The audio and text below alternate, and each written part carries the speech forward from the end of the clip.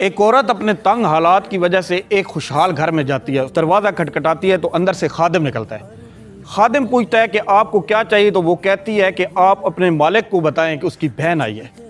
خادم یہ بات جانتا تھا کہ میرے مالک کی کوئی بہن نہیں، لیکن اس کے باوجود وہ اندر جاتا ہے اور اپنے مالک کو بتاتا ہے کہ آپ کی بہن آئی ہے۔ مالک حیران ہوتا ہے اور کہتا ہے اسے اندر بلاؤ، اس کا استقبال کرو۔ جب وہ اندر آتی ہے تو مالک خاطر تواضع کرتا ہے اور پوچھتا ہے کہ تم میرے کس بھائی کی بہن ہو؟ وہ عورت کہتی ہے کہ میں آدم کی بیٹی ہوں اور آپ آدم کے بیٹے ہیں۔ تو وہ بندہ سمجھ جاتا ہے کہ میری بہن مجبور ہے، اسے ضرورت ہے اور شاید یہ میرے ہی دروازے پہ آئی ہے۔ تو وہ پوچھتی ہے کہ تمہیں کیا چاہیے؟ تو وہ عورت آگے سے کہتی ہے کہ غربت کا ذائقہ بڑا کڑوا ہوتا ہے۔ اس غربت کی وجہ سے میں اور میرے شوہر کے درمیان طلاق تک نوبت آ چکی ہے۔ آپ کے پاس جو مال ہے یہ عارضی ہے، لیکن جو اللہ کے پاس مال ہے وہ باقی ہے۔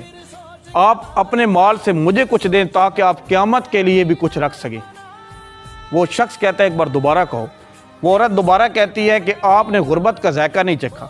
آپ کے پاس جو مال ہے وہ عارضی ہے، لیکن میرے اللہ کے پاس ہمیشہ مال رہنا ہے۔ آپ اپنے مال میں سے مجھے دیں تاکہ آپ قیامت کے لیے بھی کچھ رکھ سکیں۔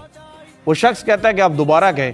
عورت نے تیسری بار کہا، پھر چوتھی بار کہا۔ جب پانچویں بار کہا تو عورت نے کہا کہ میں اللہ کے سوا کسی سے مانگتی نہیں تھی، آج میں بہت مجبور ہو کے تمہارے پاس آئی ہوں، لیکن مجھے نہیں لگتا کہ تم مجھے کچھ دو گے۔ وہ شخص کہتا ہے کہ مجھے آپ کا انداز اتنا پسند آیا کہ اگر تم کہتی جاتی تو میں تمہیں ایک بار کہنے کے بدلے 1000 درہم دیتا۔ وہ اپنے خادم کو کہتا ہے کہ 10 اونٹ 10 اونٹنی جتنی یہ بھیڑیں لینا چاہے، بکریاں لینا چاہے، اسے دے دو۔ میں کہتا ہوں کہ غریبوں کے ساتھ احسان کیا کریں، غریبوں کے ساتھ اچھا سلوک کیا کریں۔ جب آپ مال دیتے ہیں تو اللہ تعالیٰ اس کے بدلے آپ کو مال دیتا ہے۔